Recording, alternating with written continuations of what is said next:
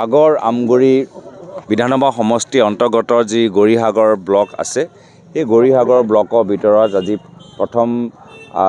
আজি দিনটো আৰম্ভণিত এটা নামঘৰত আমি সোমাই সেৱা জনাইছোঁ ৰাইজৰ প্ৰতি আৰু ইয়াত আহিলেই মই প্ৰয়াত অঞ্জন দত্ত দেৱলৈ মোক মনত পৰে যে তেওঁ কিমান জটিল পৰিৱেশত ৰাইজৰ মাজত সমাজ সেৱক হিচাপে কাম কৰিছিল এজন যথেষ্ট সফল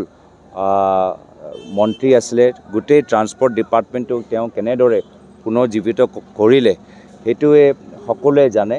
আৰু আজিৰ তাৰিখত তেওঁৰ যে স্পিৰিট আছিলে এটা যোদ্ধা স্পিৰিট আছিলে তেওঁ যেতিয়া আমাৰ প্ৰদেশ কংগ্ৰেছৰ সভাপতি আছিলে এজন যোদ্ধাৰ দৰে আমাক ৰণলৈ আগবঢ়াই লৈ গৈছে 2016 নিৰ্বাচনত আজি তেখেতৰ সেই যে যোদ্ধা আৰু যোগাত্মক যে তেওঁলোকৰ ব্যক্তিত্ব আছিলে এই যোগাত্মক ব্যক্তিত্ব আমি আজি তাৰ অভাৱ আমি অনুভৱ কৰিছোঁ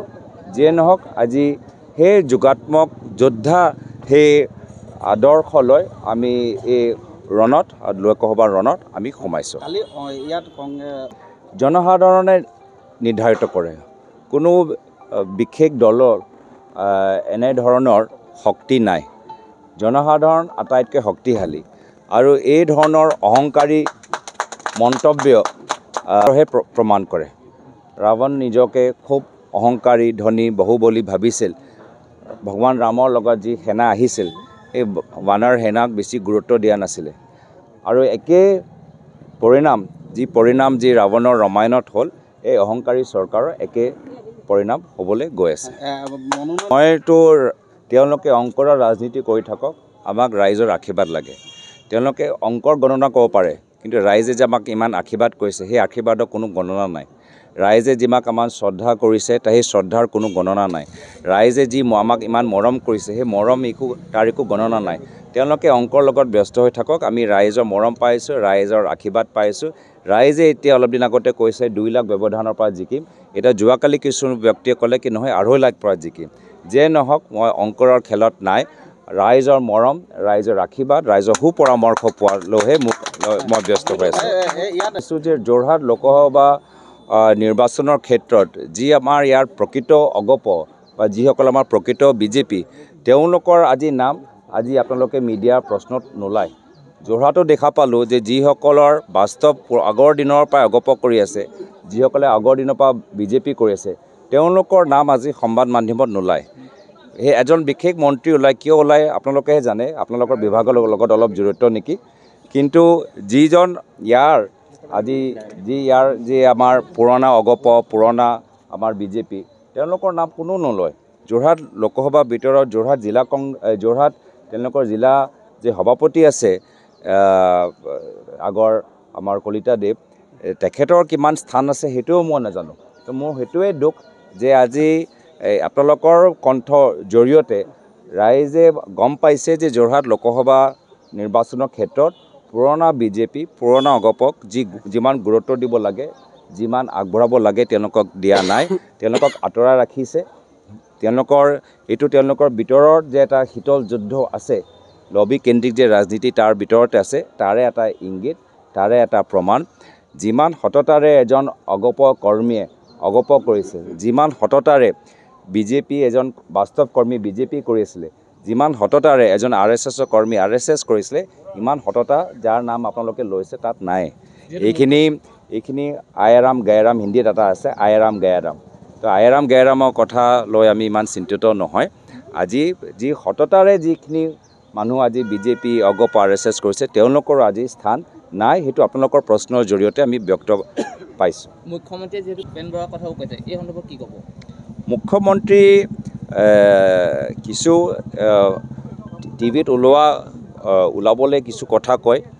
আৰু টিভিত ওলাবলৈ কিছু কাম কৰে যোৱাকালি আমি গম পাইছোঁ যে তেওঁ জিলা উপায়ুক্ত অফিচতো সোমাই তেওঁলোকে মডেল যে কোড অফ কণ্ডাক্ট থাকে তাৰ উলংঘন কৰিছে তো সেইটো তেওঁলোকৰ আগৰ চৰিত্ৰ তেওঁ আইন ভাঙি ভাল পায় ছাত্ৰ সমাজতো বিভিন্ন আইন উলংঘন কৰিছে পিছত বিভিন্ন সময়ত ব্যক্তিগত জীৱনত বিভিন্ন আইন উলংঘন কৰিছে এতিয়াও তেওঁলোকে বিভিন্ন আইন মৰ্যাদা আদৰ্শ উলংঘন কৰি থাকে সেইটো তেওঁৰ ব্যক্তিত্ব আমি তাত ক'বলৈ কি আছে মানুহে চিনি পায় তেওঁক যিহেতু আৰু এটা কথা কৈছে যিহেতু মুখ্যমন্ত্ৰীয়ে ৰকিবুল হুছেইন যদি দিল্লীলৈ যায় কাজিৰঙা গঁড়কেইটাই শান্তি পাব বুলি কৈছে চাওক আজিৰ তাৰিখত যদি কোনোবা শান্তিত আছে সেয়া হ'ল আপোনালোকৰ বালি মাফিয়া আজিৰ তাৰিখত যদি কোনোবা শান্তিত আছে সেয়া হ'ল আপোনালোকৰ কয়লা মাফিয়া আজিৰ তাৰিখত যদি কোনোবা শান্তিত আছে সেয়া হ'ল আপোনালোকৰ ড্ৰাগছৰ মাফিয়া আজিৰ তাৰিখত যদি কোনোবা শান্তিত আছে সেইভাগৰ অলপ ব্ৰইলাৰটো বেছি চলে নেকি টেক্স এই টোল গেট অলপ বেছি চলে নেকি আৰু সেইখিনিৰ লগত যে মুখ্যমন্ত্ৰীৰ লগত যিসকল ঘনিষ্ঠ সেইখিনি আটাইতকৈ আজি শান্তিত আছে আজি মুখ্যমন্ত্ৰী থকাৰ কাৰণে অসমত এটা গুণ্ডাৰ এটা কালচাৰ আৰু অসমৰ ভিতৰত এটা মাফিয়া চিণ্ডিকেট আৰু বৃদ্ধি পাইছে আৰু সেই কথা মোৰ নহয় সেইটো কথা সকলোৱে জানে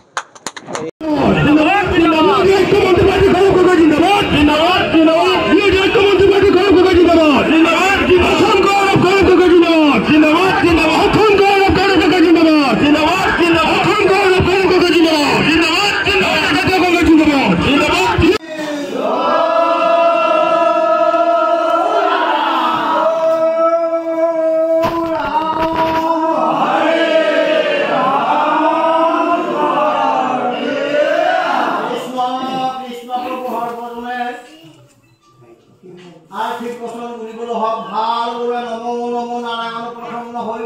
কৰি মায়া নিৰ্যান আপোনাৰ মহিমা আপুনি বেগত কৰি দিব কৰা কৰিছা তোমাৰ মায়ে হৰি কপন আপোনাক ধৰি মহিয়া চামাক সমৰি গুচৰাই মায়া স্বামী তোমাৰ ওচৰলৈ আমি ভজি নুবুতো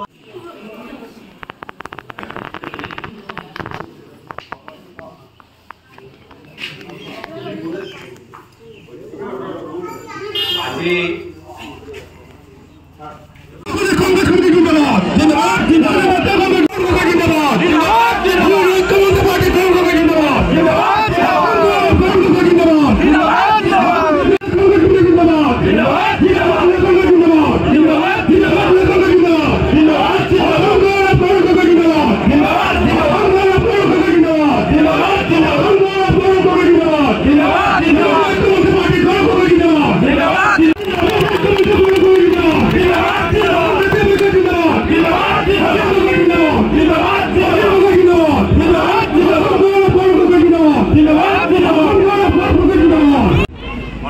প্ৰশান্ত গগৈ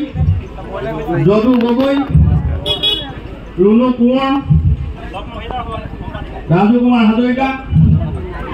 বিমল গগৈ সভাপতি কিছু মণ্ডল কংগ্ৰেসেৰ সভাপতি আছে এখানে সম্বোধন জনাইছো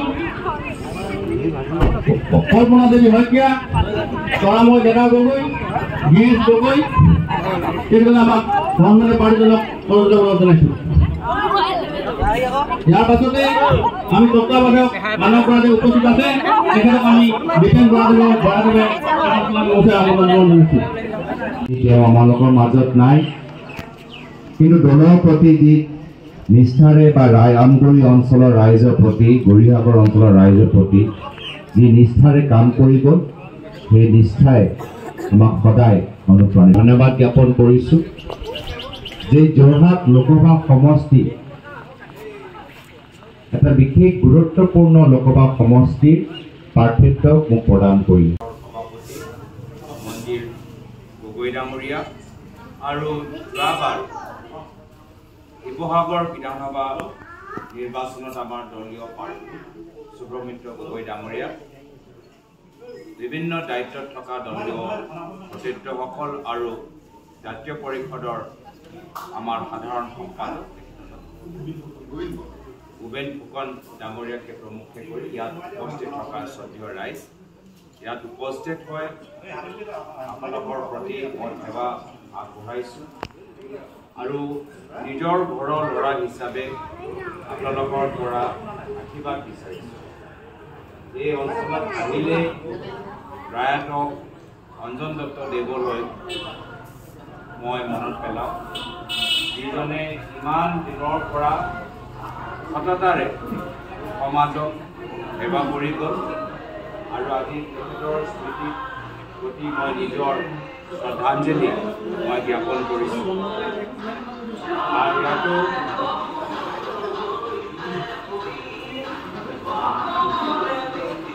যে লোকসভা নিৰ্বাচন সমাগত